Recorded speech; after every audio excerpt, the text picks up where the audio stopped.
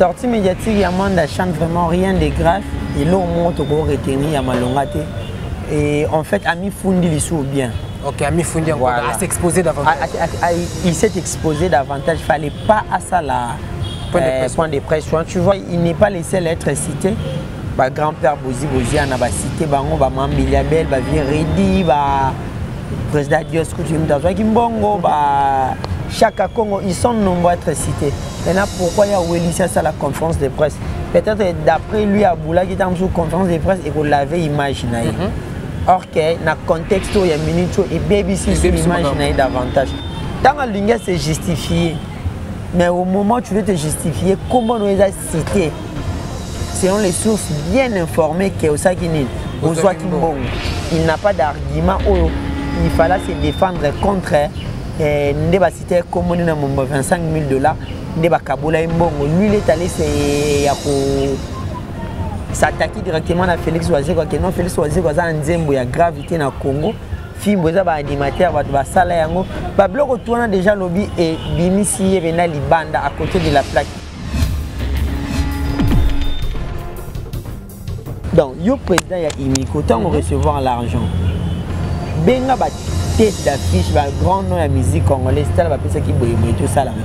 Et comme grand-père Alandé a 8200, Chaka Congo a 8000, et Manda chante a 8000, un tel a 8000. Bon, si réellement c'était destiné pour na transport, à logistique, même si et l'eau fait un bon angle ça et ça lui pète parce que carbone continue à poche à battre aux hommes ont été qui mouillent on va gagner tout chambon autour d'une table tout solo là mon toi qui nous zongo lingate kofi olomidaye ba lingate ntela yeba parce que ce pour remarquer na batutu ba cité wana lokuta ambete yaka batlaza na ba larve maté les ara mission ba mission beno o monde mona monye bena nzele okamobi akoma na six so ya sala za boy on va bande de baseni. Ils ont mis la main sur ces paquets là, Bakabola. Quelque part, et ça lit bien, surtout comme on a comme cité, ils ont sonné. Ce sont des grands, ça la fierté, la musique, il y a un bon cannabis. Comment on aura grand-père Bozi on a cité comme on est à 1200 $. Non, comme on a la cité Mambiliabel.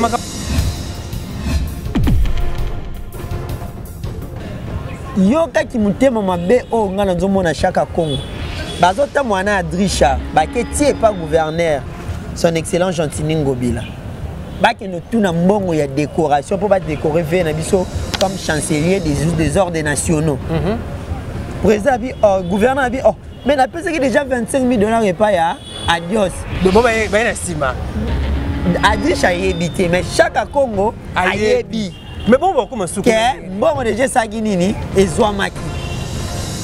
Aux hommes, tant à Dricha le bio, Abi, président de son ici, non, un tel azoi qui boit, un tel azoi qui boit. Parce que à exemple, président Dios, bon, il y a beaucoup de maître John à 8000, Rédia Miss 1000, Miliabel 1000, Manda Chat, encore Manda, Azangata, Manda, Bozi Boziana 1000, Chaka Congo 1200, et même Basaya 1000, et même Basaya on peut musicien. Toye biwa ce gars va mission yo ko na calcul ne sur toi et ça là 14 400 donc mongo fait la kaka ko on est wapi bagazo mbongo ba bituna na moi ba mama bozo ba même ba no me ba poursuite judiciaire contre ba auteur ba acte au mido mais on s'était m'a belé changer.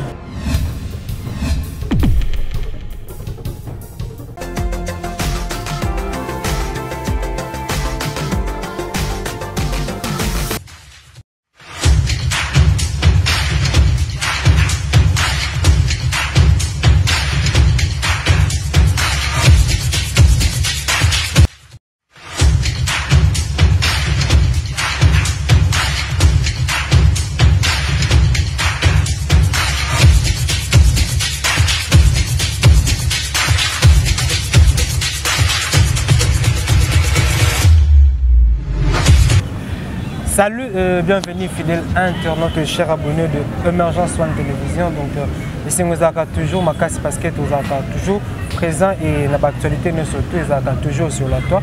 On se pointe toujours pour vous informer et faire des analyses et recevoir des invités qui vont vous permettre à ce que vous allez informer puis vous évolution il y a l'actualité de la République démocratique du Congo sur le plan culturel. Donc merci vraiment à l'équipe technique les alliés assurée par Junior Kapaya Papa la Gigi ainsi que toute l'équipe. Il y a Émergence en télévision, pourquoi pas dire famille Émergence vraiment parce que nous c'est vraiment une famille. Donc tous à Karana vraiment Bouvlegoula, Tarek Ngango Richissé Nzambe, Killer, Iboula, Fiston Frappe. Donc il y a vraiment toute une équipe, toute une famille vraiment autour.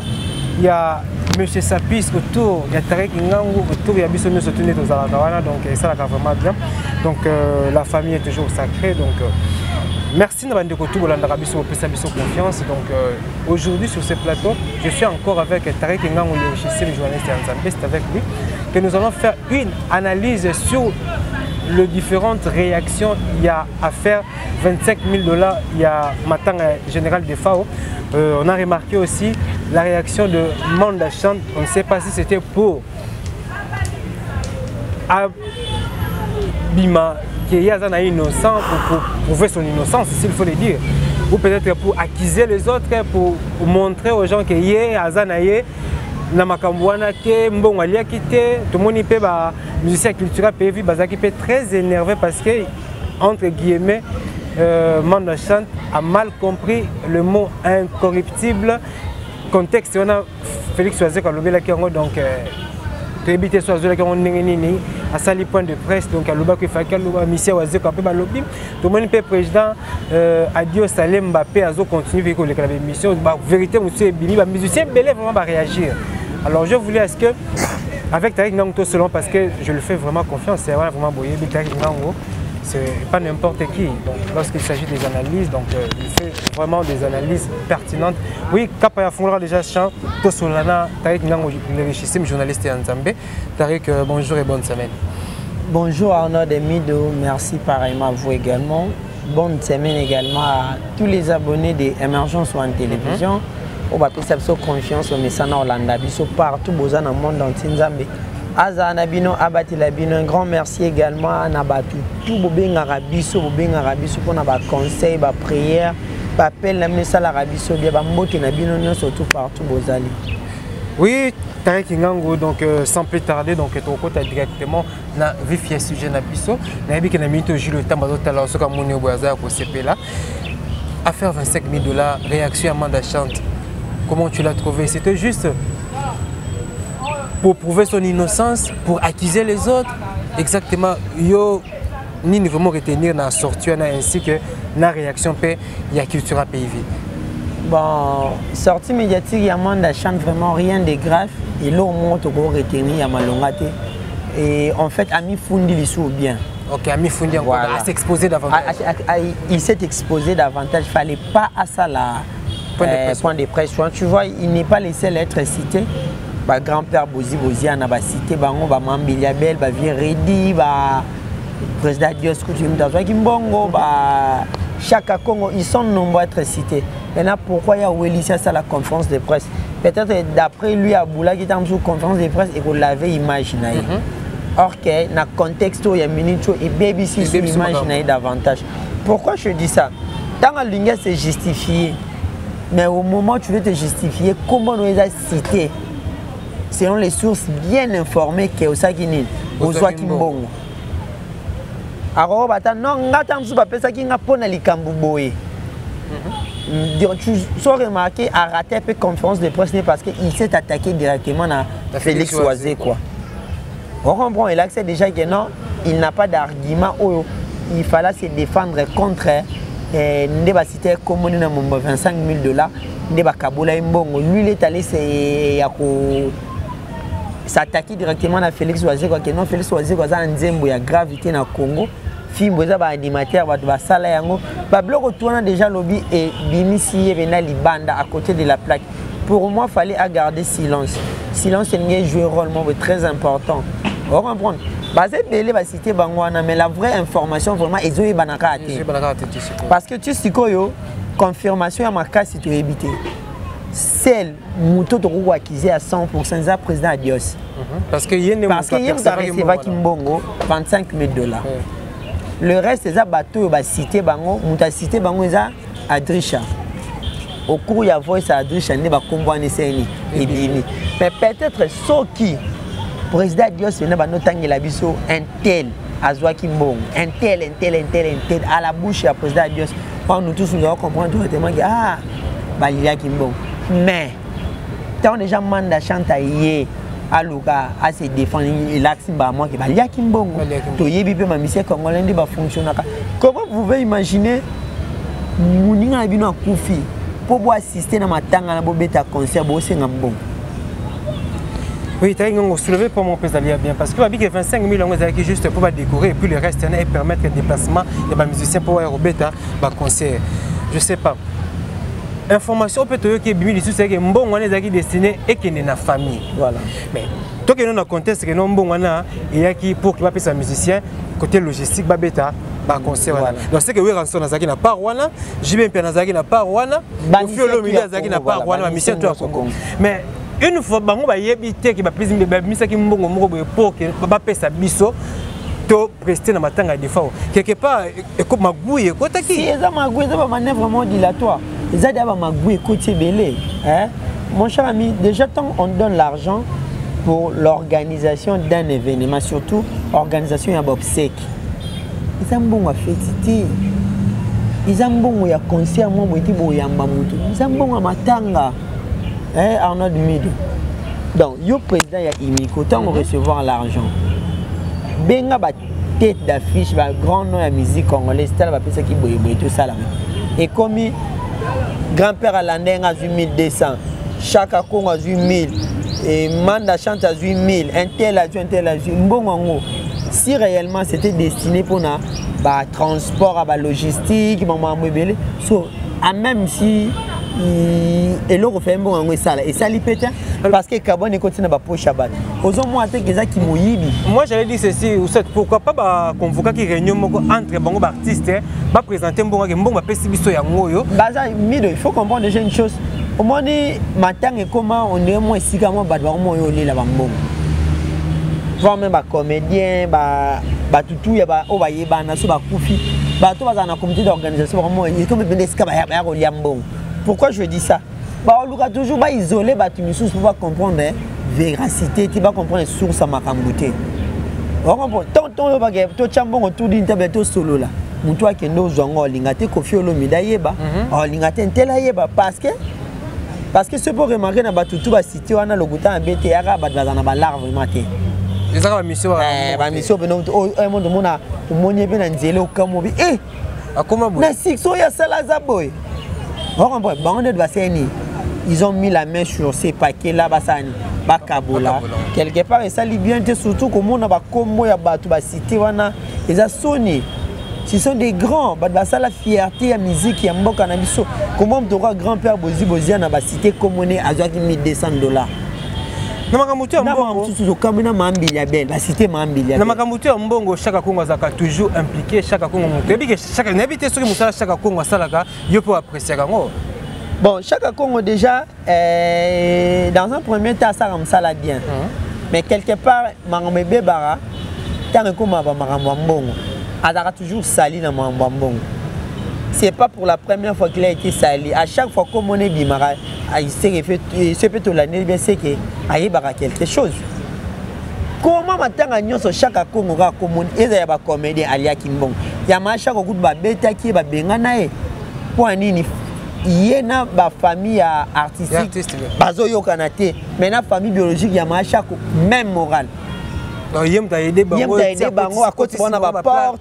Selon les informations, il y a sera menio ba pesi boy bino tu boy ba pesa ki boy nga bokateli nga transparence ya me transparence comme ça bokateli nga ya ngai mais na matoromba na matanga ya circonstance wana usat na kawana ça m'a bêté mais est-ce qu'il y a président il y a général des fortes transparence ces allées ouais parce que ba zumbongo ba musicien ba yebité ba zumbongo yo ka ki mutema mabe o nga na nzomona chaque Congo bazota mwana Adrisha baketi pas gouverneur son excellent Gentini Ngobila baki no tuna mbongo ya décoration pour ba décorer na biso comme chancelier des ordres nationaux président bi gouverneur bi mais na pesa ki déjà $25 000 et pas ya adios de boba ba na sima Adriche a yébité, mais chaque Congo a yébi.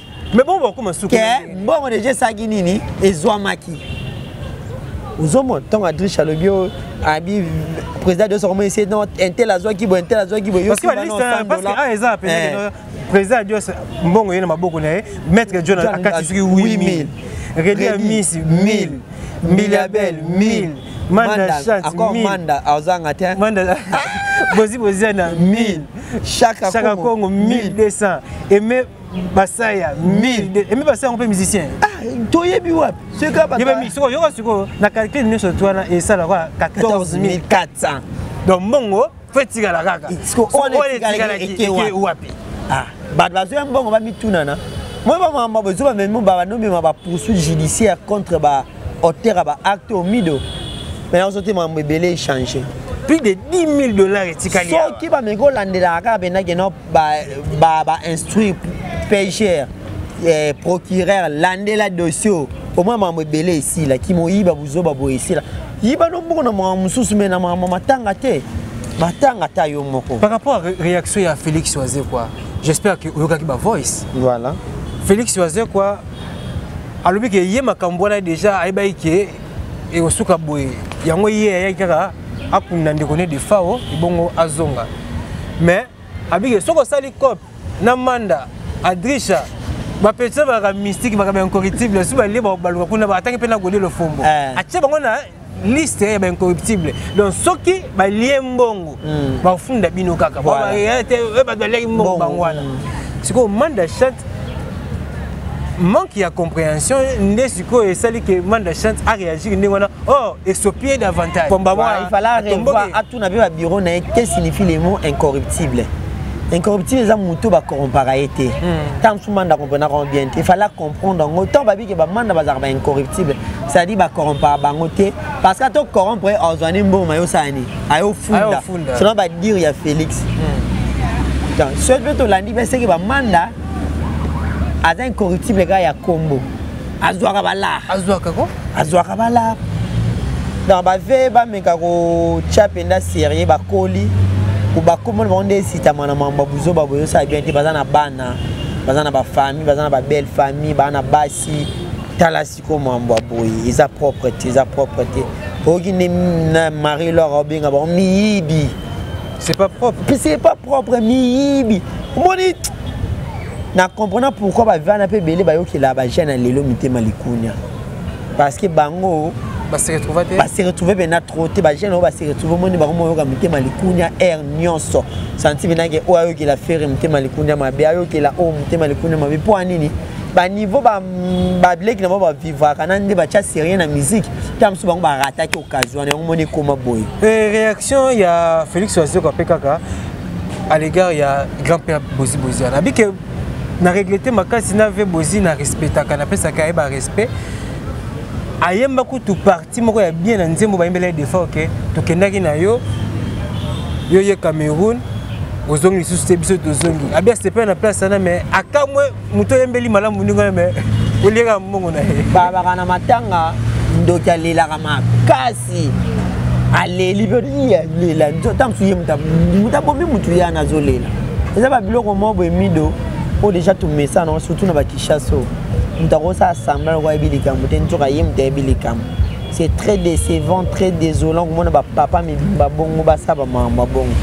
dans souci ma casse.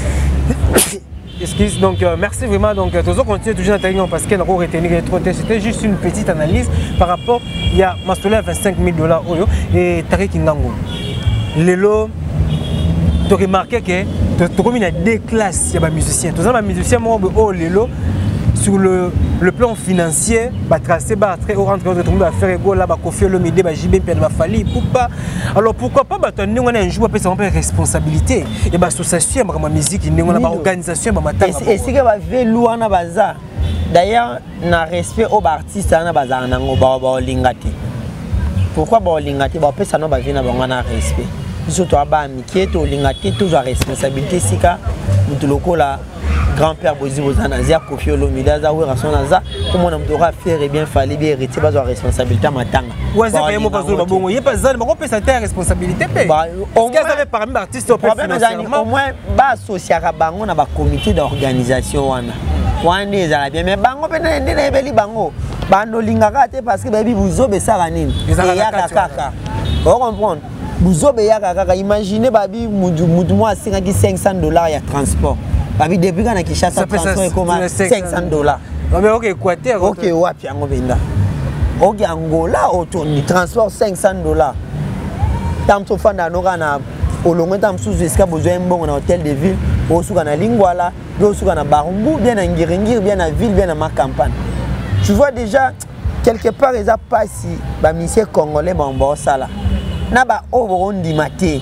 na ba maman bilabelo to pesa ka ba respect mingi mais to moni susu comment on se retrouver na kati ya makambo boye na kuna au moins te sous maman tchala mona bimbile abi des fois bimela bango ba tu ba liembo wakanga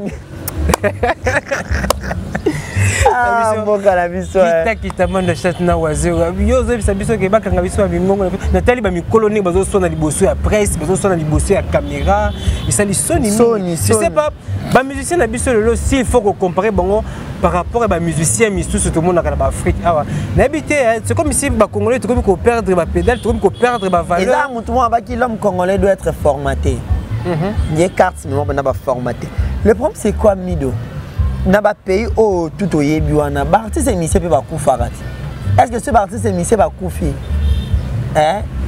mambo isala mana ba mboka nche sama pe kuna ko na pe ki musika de arafata de ani ko tsaki la mais to tsiko ka ba artiste ivoirien ba to ba ko ba liaki mbongo ba panzani yo ba liaki mbongo ba ivoirien baza ba africain lo kwa biso ba homme baza ba pono ka lo kwa biso so za ki mundele tolo ba ko mundele mais ba ivoirien baza pika ba tout monde lo kwa biso. Allez-y comprendre. Que le Seigneur nous fasse grâce vraiment République démocratique du Congo, on a besoin vraiment de changer ma mentalité parce que depuis Baloba on a changé ma mentalité. On a l'impression vraiment que c'est comme si les autres côtés biso pénalité tu dois comprendre dans côté hein. Changement de mentalité c'est comme si tu dois comprendre dans côté. Ngapo na ngala mona congolais c'est tellement difficile de changer en un clin d'œil bien en un éclatement des doigts. Ils a passé.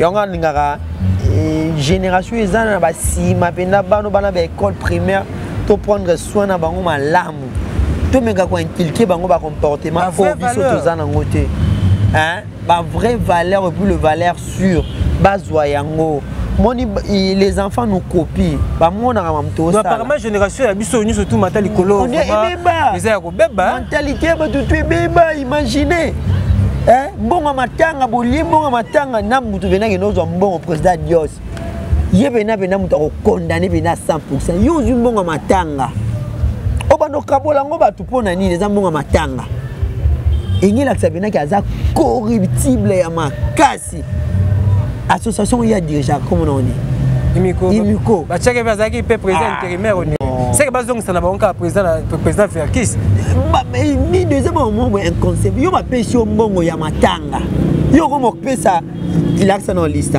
o ko mo pesa maître John $8,000 ready 1000 o no pesa bango pona nini po basa nango nini eza mbongo ya matanga il a sibina ke yimo no e bata bokechu abita mtwazo luka visa zonga poto po ya pe poto kala.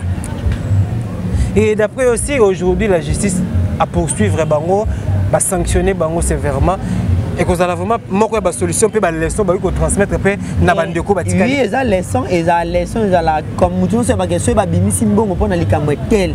Parce que celui qui travaille à l'hôtel mange à l'hôtel. Tu peux une organisation, tu ne vas pas l'organisation. Quelque chose est servi, on a un transport, ils ont mais gourmand, attaque sur $25,000, nous va payer bosser la main, bosser nous. Elle va payer sur bon, on est en portabino, mis de terrain dans un motongue la nganda. On a aussi pour attendre brique moko tongate et l'eau mon salati. Tout le gouvernement a biso gouvernement biso artiste bazo qui pété mais l'autre moni gouvernement abimisa mbongo peut continuer abimisa mbongo et le biso gouvernement moni que artiste boza sécurité a eu décision de mise mbongo te to benga gouvernement baza mabe te gouvernement a devoir na toujours il faut à continuer toujours ko bimisa mbongo mais na banani ya kopesa mbongo c'est ça que j'allais dire parce qu'on est faut suivre zala ko bimisi mbongo bolandeli pe na ba mi patata mi kolo Congo vidéo zo ba ko gouvernement kutu ba bimisi mbongo wa kutu baza ba éminent professeur ba bimisi mbongo basa musala donc to ko ba terrain on a un ayokanga biso senti que bateau les éminents professeurs les professeurs émérites ba professeur ordinaire ba bimisi bango mbongo basa musala ya mamba Congo te binde suka mais il faut gouvernement a suivi a penda suivi mambo ça la bien oui t'as ngango mama Chalamona a reproché mingi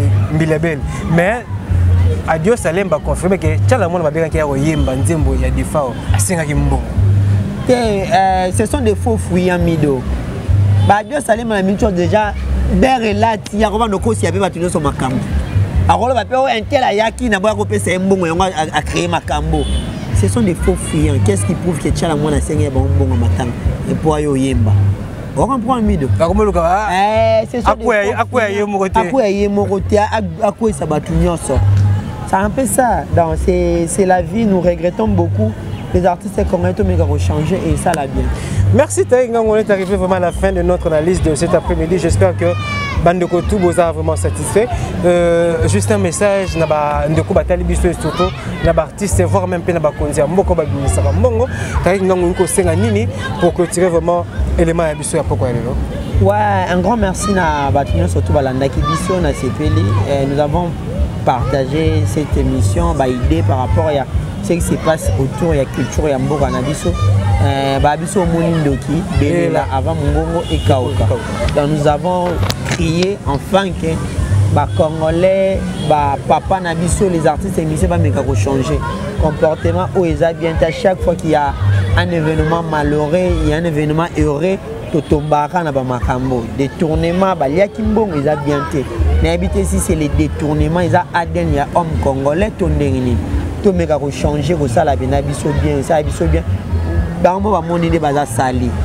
Baza na ba famille, baza na ba belle famille, baza na basi, baza na ba mibali, baza na bana be ba bota, baza na ba koko. So imaginez ba finga boyo moyibi koko na za na yoka. Donc c'est trop malheureux, ba meka ko changer et ça la bien. Merci na batunyo so balanda qui sur émergence sur en télévision, pas à toujours branché bandorata télé maman, na pesi mbote na batunyo surtout vraiment émission na ngini opesa na ba mbote mingité. Na peska mbote na balandinyo surtout. Merci beaucoup. Merci Tarek Ngango, le richissime journaliste Nzambé, comme je l'avais dit que non. Avec Tarek, donc, l'analyse des actes toujours pertinente, l'analyse des actes toujours Yamalamou. Donc, merci vraiment. Na Bino Mozaki, vraiment branché. Pour plus de temps et confiance. Un grand merci vraiment à Maître Fabrice Loboko Kilo à Kaouka, Siona, ceinture nord officiellement reconnue par la Fédération internationale de judo. Merci à toi encore, Sandra Ntumbamba, ainsi que Carlos et José depuis Londres. On a encore Mbote à ma grande sœur. Au niveau de la France, Nicole Ndombe, donc salut vraiment bien, merci. Grande sœur, merci vraiment na l'appel, merci na encouragement et surtout conseil nayo, donc ça me va vraiment droit au cœur, donc que le Seigneur te bénisse abondamment et n'a pas encore mbote na Sylvie Nkoutou, donc Sylvie Nkoutou depuis Paris, depuis la France, donc on a vraiment azali moko ya bandeko ya Animalanga. Mukolo espace auto saka émission donc Animalanga na ba toujours les qui a star azaka star parce que wana ya na star omoni moi so kumisi nzambe donc moi so nzamba zwa temps ko sala moi so nzamba saïga un jour moko pour na yemoko spécialement donc omoni okumisi nzambe donc soki kuezate okomona toujours donc moi c'est moi ya pembe moi c'est moi ya taille c'est vraiment bien solaka bien donc boya vraiment toujours na espace Animalanga donc ça va bien. Un grand merci à Francine Ndombe ainsi qu'à Candy Chama parrain club ici depuis la France na pesi mbote na Zim Aristide Ndombe mais c'est swag et puis na pesi mbote encore na Carla Itonga à mon vieux chez Lambutu et surtout na Igor Fouloum ainsi que Ereka Fouloum na niveau il y a Australie na sanité autorité morale na niveau États-Unis parce que base émergence en télévision ils ont vraiment au niveau États-Unis ils ont vraiment assuré par Hervé Lupanadio HL donc autorité morale Motemaya Aminata qui a Zola donc on peut bana yolo na monipe Bruno BM, Sergio Ramos, Moutema, ya Hilde. Donc vraiment jeune marié, merci Nabino. Na pesi vraiment mbote makasi encore na Zito Ballon à niveau ya Afrique du Sud et sans oublier Aristote Messi, mes voisins, Lionel Messi na niveau ya France na pesi vraiment mbote. Donc on va toujours ici c'est Paris donc les Arapena plus yo na pesi encore mbote pour clôturer na Maman Valentine na niveau ya Kaoka donc on a vraiment maman donc na pesi mbote na Esther Batungasana ainsi que na Eden Chibango donc joyeux anniversaire vraiment na Christelle Batungasana donc grande sœur ya Esther Batungasana donc merci Nayo donc quant à moi je vous dis merci et on se retrouve très prochainement à suivre.